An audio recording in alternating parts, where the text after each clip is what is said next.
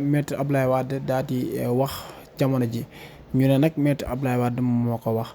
ba lool ne ba tax na Pape Moussa Sow ñu daal di ko si laajte mu indi si ay kàddu yoo xam ne kàddu yu doy waar la waaye kàddu yooyu noonu fekkee li nga xam ne moom am na dina nekk loo xam ne lu doy waar la lan moo tax ki nga xam ne nag mooy président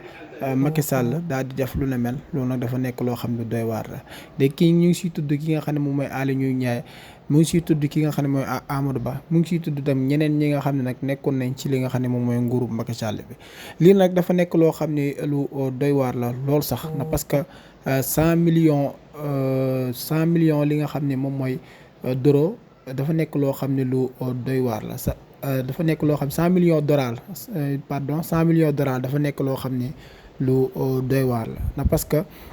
loolu noonu xaalis la xaalis boo xam ne bëri na bëri boo xam ne dafa nekk loo xam ne lu doy waar la te loolu nag fekkee am na dina nekk loo xam ne nekk na loo xam ne dinañ gën a gis ne ki nga xam ne moom mooy Macky Sall daanaka lu ñu ko doon jiiñ da ko doon def na parce que fekkee dafa jëloon alalu askan bi ak ñi nga xam ne ñoom ñoo féete woon ci moom di daal di jël li nga xam ne nag moom mooy seen alal di ko foowee wala di ko caax-caaxee ba jamono ji kenn mënta xam li nga xam ne moom mooy xaalis yooyu fan la dugg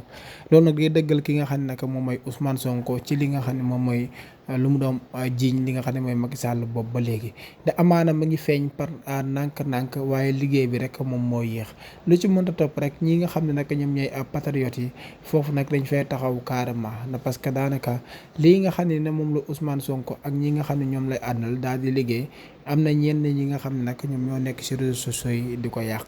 na parce que dama gis ni li nga xam ne nag moom la ñuy doxee jamono ji teguñu ko ci li nga xam ne moom mooy benn yoon fekkee ku wax nga jug daal di tontu kon yow kañ ngay liggéey dañuy wax naan nit ki sooy dox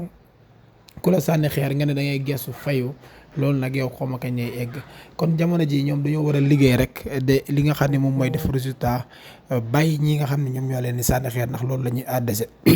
lii lay wan loolu moom mooy ku nekk ci kaw mënta xeexal ku nekk ci li nga xam ne moom mooy suuf ginnaaw ñoom wax laaj nañu réew bi ba ñu jox leen ko nañu liggéey ba bàyyi tontante bi kenn ku nekk am na droit wax ci li nga xam ne moom mooy nguur gi ndax parce que nguur gi nguuru du nguuru li nga xam ne moom mooy Pastef du nguurub li nga xam ne moom mooy APR waaye nguurub sénégalais yi la sénégalais yooyu nag muy caat ak muy keneen ak keneen ak keneen war nañ cee mun a kenn ku nekk li nga xam ne moom mooy wax lu si wax jooju nag ñi nga xam ne ñoo ñooy sénégalais yi ñoom ñoo koy analyser ndax am dëgg la wala du dëgg waaye luñ fiy jot a gis nii moom dafa nekk loo xam ne lu